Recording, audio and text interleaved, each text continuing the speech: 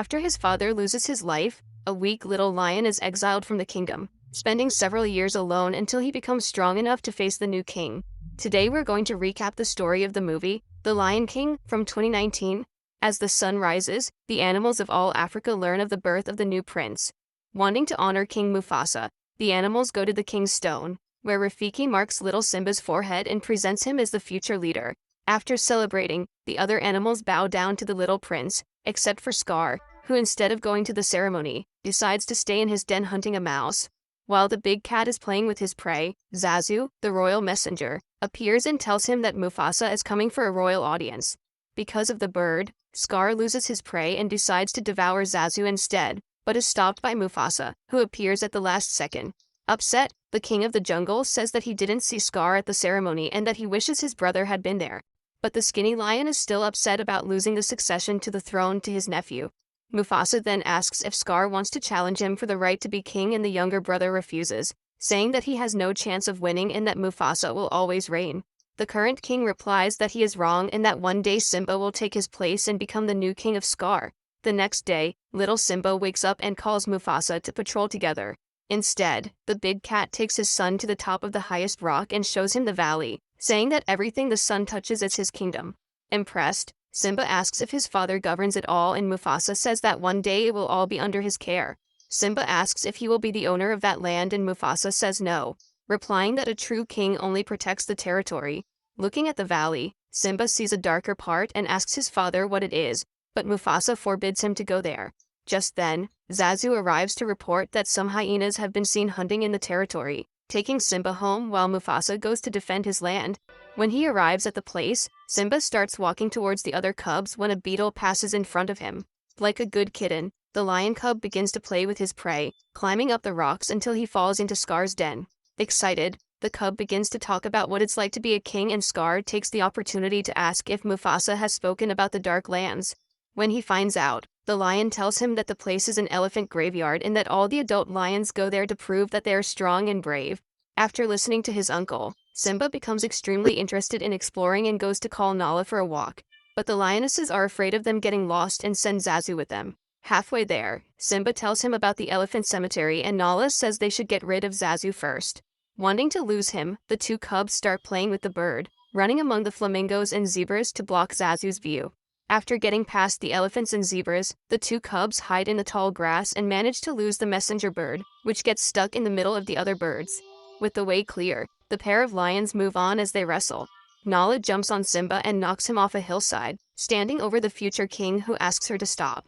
When she looks ahead, the girl realizes that they have already reached the elephant graveyard and suggests that they go back, saying that they are far beyond the kingdom's lands. Excited by the discovery, Simba ignores what she says and continues on through the elephant bones until he reaches a cave. As he explores the place, Nala warns him that it's getting dark and asks him to leave, but is interrupted by a group of hyenas who surround them. Approaching from behind, Shenzi says he can't wait to devour the king's son and approaches thirstily. Just then, Zazu arrives and asks the animal to let the cubs go, saying that if they attack, they will start a war with Mufasa. Despite this, Shenzi doesn't care and tries to attack the lions, only to be stopped by Zazu, who smashes his claws into his face. Taking advantage of the distraction, the cubs enter an underground tunnel and try to escape from below, but they come out in the middle of the hyenas just the same. When the two are cornered, Mufasa appears and starts attacking the hyenas with total fury, making them all retreat.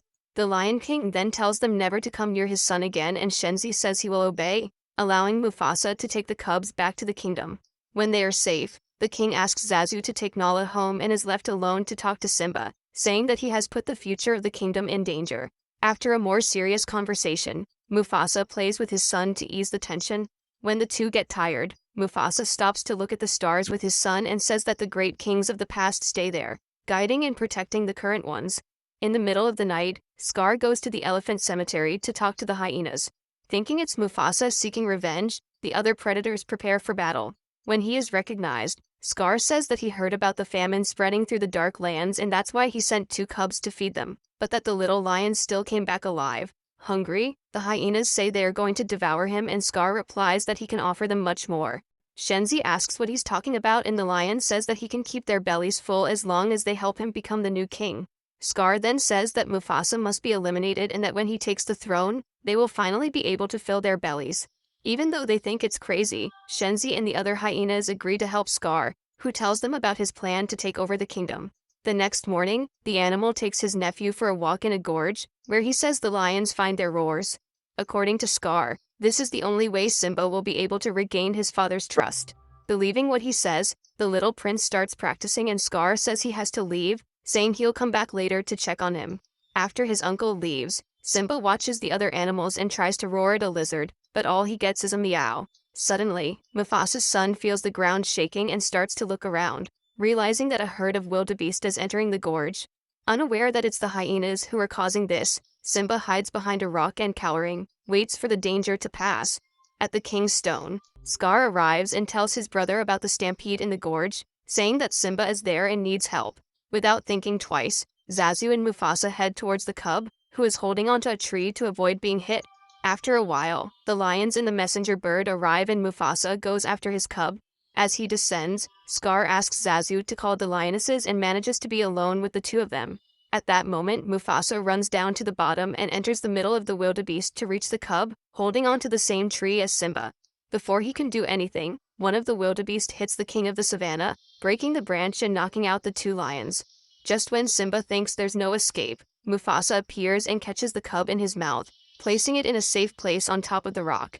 Despite this, Mufasa is once again hit by the wildebeest, which trample him underfoot. Although injured, the Lion King manages to escape the stampede and starts climbing the gorge. When Mufasa reaches the top, Scar appears and just watches as his brother begs for help. Instead, the animal sticks his claws into Mufasa and scratches his face, causing the current king to fall into the gorge and be trampled by the last wildebeest. Worried, Simba goes down again and starts looking for his father, finding him already lifeless at the bottom of the gorge. Desperate, the cub screams for help and lies down next to the body.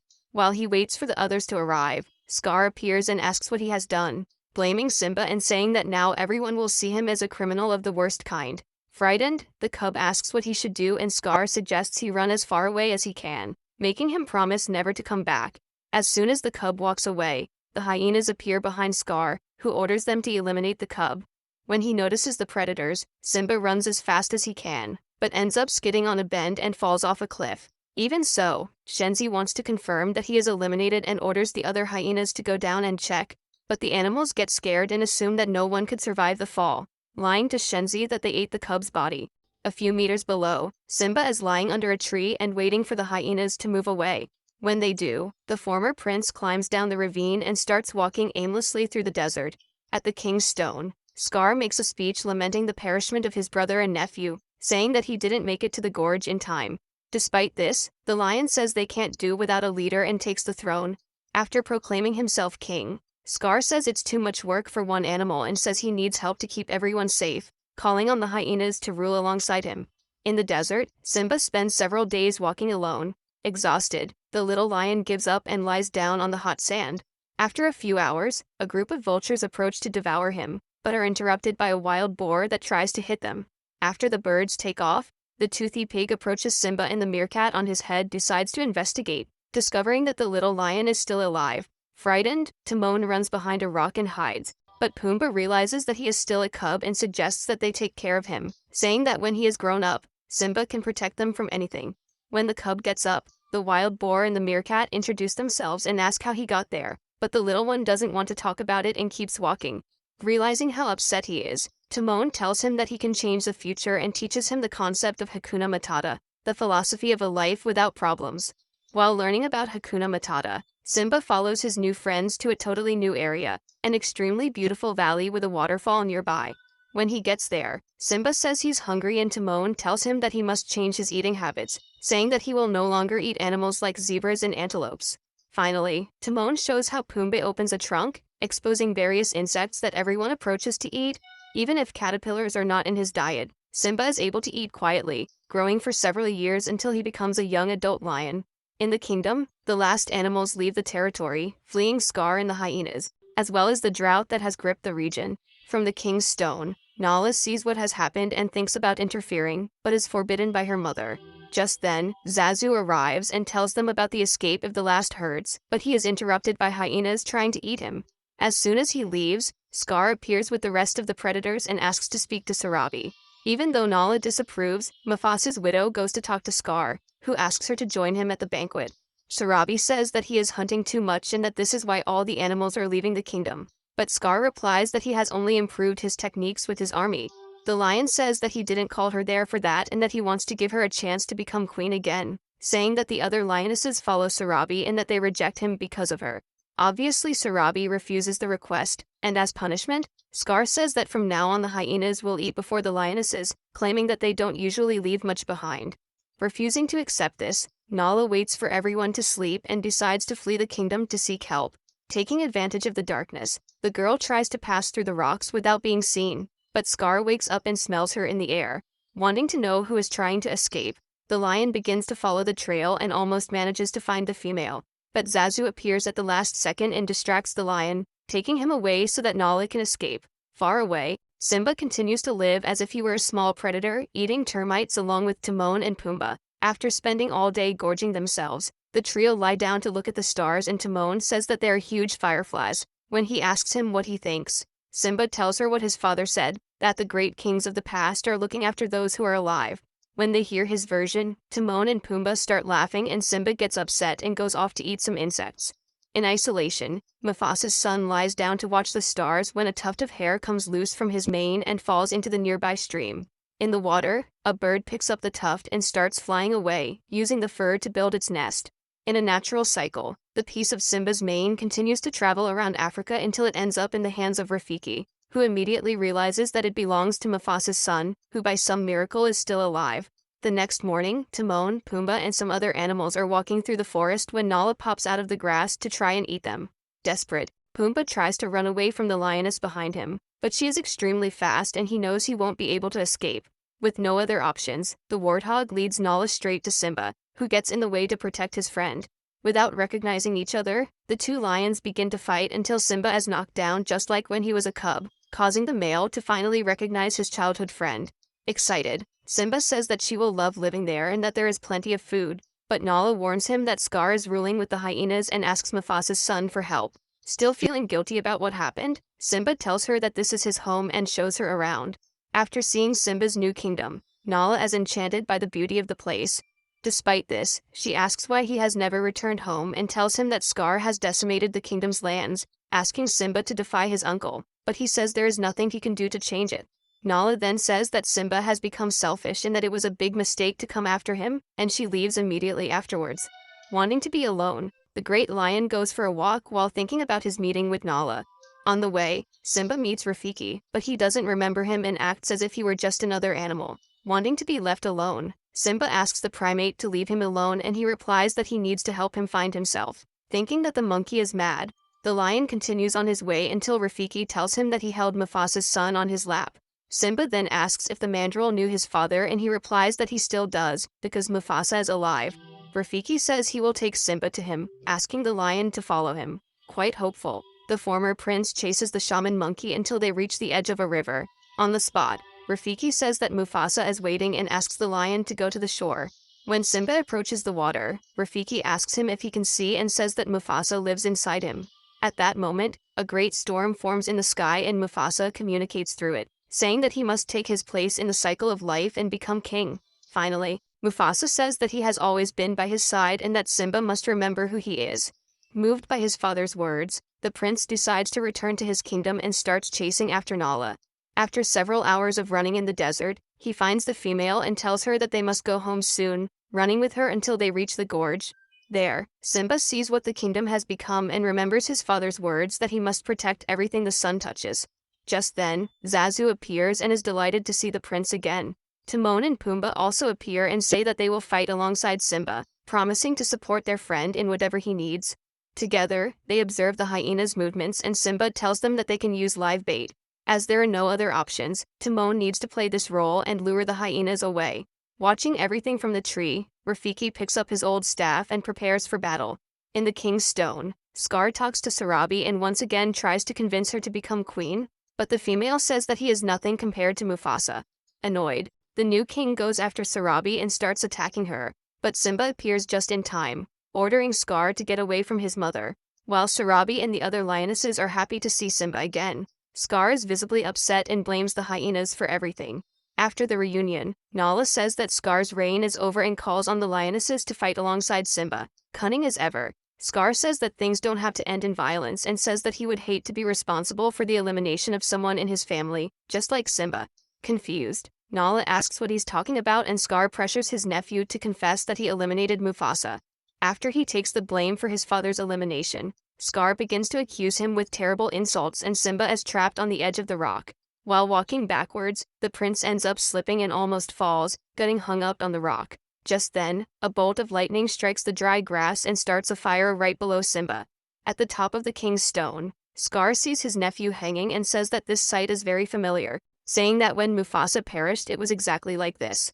Scar says that he looked down and could see the fear in the old king's eyes just as he sees it in Simba's now, putting his paws on his nephew and whispering in his ear, confessing that it was he who took Mufasa's life. Furious, Simba bites Scar's face and climbs back up the rock, confronting his uncle who accuses him of wanting to take his life. At this point, Sarabi says that Scar has always said that he arrived at the gorge too late, but now he has just confessed that he saw Mufasa's gaze. With his deception uncovered, Scar orders the hyenas to eliminate everyone and Nala leads the lionesses in a counterattack, starting a war between the two species. Far away, Timon and Pumbaa hide in a cave thinking they've managed to lose the hyenas, but they couldn't be more wrong. Suddenly, predators appear behind them and Timon has no choice but to attack them, causing the hyenas to retreat. On the king's stone, lions and hyenas continue to fight as the flames spread further and further. In the middle of the battlefield, Shenzi sees Nala and says she's been waiting for this meal for years, but the female replies that she's no longer a cub and that she's ready, so she goes after the hyena with all her might. From the skies, Zazu also attacks his rivals in an attempt to distract them, but ends up trapped and has to be saved by Rafiki, who uses his staff to beat the hyenas over the head. Despite this, the lions are outnumbered and Nala is almost defeated by Shenzi, but she manages to bite her neck and throw her off the rock. Like her, the other lionesses also take down the hyenas, who know they can't win and decide to run away. Watching everything from afar, Scar also tries to escape, but Simba won't let him and goes after him, leaving his uncle trapped on top of the mountain. With nowhere to run, Scar begs for mercy and claims that it was the hyenas who made him do it, calling them disgusting scavengers and stating that he was planning to eliminate them all, without suspecting that they were listening. As Simba doesn't believe him, Scar decides to appeal to the sentimental and asks for mercy. Simba concedes and asks Scar to run away, to leave the kingdom and never return, just as his uncle told him to when he was just a cub. Scar pretends to obey his request and starts to walk away, only to throw a bunch of hot coals in his nephew's face. Simba then goes after his uncle and the two begin to fight, ending with Scar falling from above just as he did with Mufasa. Despite the height, Scar survives the fall and meets the hyenas who survived below. As usual, the lion tries to deceive the predators, but the creatures have heard everything he said and don't think twice about attacking him, devouring the lion while he's still alive. Sometime later, it begins to rain and the fire is extinguished throughout the kingdom. With things calmer, Rafiki goes to Simba and crowns him as the new Lion King, returning the kingdom to an era of prosperity, just as Mufasa wanted. So what did you think of this movie? Leave it in the comments below. And if you liked the video, like and subscribe.